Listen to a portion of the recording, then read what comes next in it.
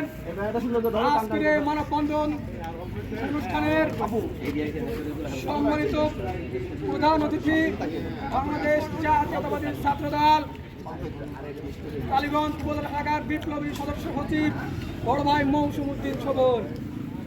বিসমিল্লাহির রহমানির রহিম। কেন্দ্রীয় ছাত্রদলের কর্মসূচির অংশ হিসেবে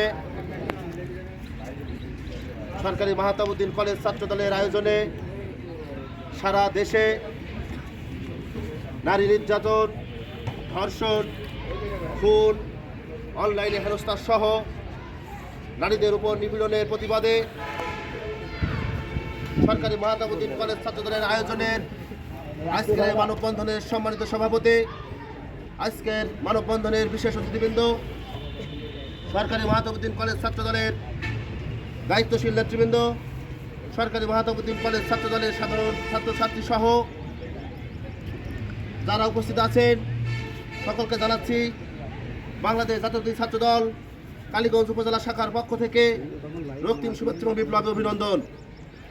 সম্মানিত উপস্থিতি, আমরা লক্ষ্য করছি বিগত কিছুদিন এই বাংলাদেশকে অস্থিতিশীল করার জন্য কিছু কুচক্রী মহল বাংলাদেশের বিভিন্ন জায়গায় নারীদের এবং শিশুদের টার্গেট করে তাদেরকে নির্যাতনের মাধ্যমে বাংলাদেশকে অচল করে দেওয়ার জন্য উঠে পড়ে লেগেছে।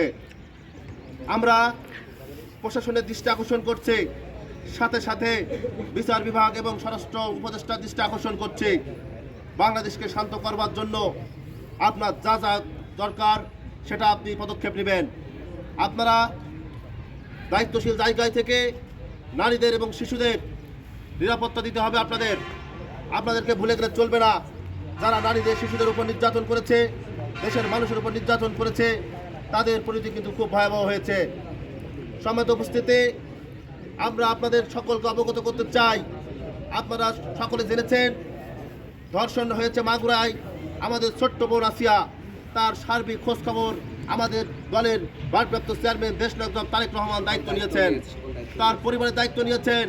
তিনি সারা বাংলাদেশে যারা নির্যাতন নিপীড়নের শিকার হয়েছেন সেখানে দলীয় নেতাকর্মী পাঠিয়ে তাদের পাশে থেকে কীভাবে তাদেরকে সহযোগিতা করা যায়, নিরাপদে বসবাসের ব্যবস্থা করা যায়, তিনি কিন্তু দায়িত্ব নিয়েছেন। অনুরূপভাবে কেন্দ্রীয় ছাত্রদলও আমাদের নির্দেশনা দিয়েছেন, যখন কোথাও কোনো নির্যাতন, নিপীড়ন, ইফটিজিং আসবে, বাংলাদেশ জাতীয়তাবাদী ছাত্রদলের প্রত্যেকটি নেতা কর্মী সেখানে কিন্তু অন্যায়কে রুখে দেওয়ার জন্য সর্বোপরি বদ্ধপরিকর। আমরা আপনাদেরকে উদাত্ত আহ্বান জানাতে চাই, আমাদের ভয় পাওয়ার কোনো কারণ নেই। ধর্ষক তারা এই দেশ থেকে 5 আগস্টের আগেই বিদায় নিয়েছে বলে আমরা মনে করেছিলাম, কিন্তু আমরা লক্ষ্য করেছি দীর্ঘদিন ঘাপটি মেরে থেকে এই দেশকে অস্থিতিশীল করবার জন্য, এই দেশকে একটি অন্ধকারে ফেলে দেওয়ার জন্য তারা বিভিন্ন মহল থেকে বিভিন্নভাবে অর্থ বিনিময়ে তারা অপকর্ম করছে। আমরা আপনাদের বলতে চাই, আওয়ামী লীগ কিন্তু এখনো পালিয়ে যায়নি। প্রশাসনের দৃষ্টি আকর্ষণ করে বলতে চাই, আপনারা লক্ষ্য করুন, যেখানেই ষড়যন্ত্র সৃষ্টি হবে সেখানে আপনারা আপনাদের মাধ্যমে তাদেরকে ধরে আইনের আওতায় দিবেন।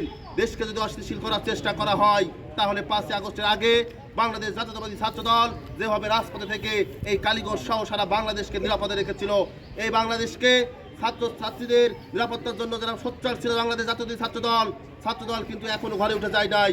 ছাত্রদল রাজপথে আছে, ছাত্রদল রাজপথে থাকবে।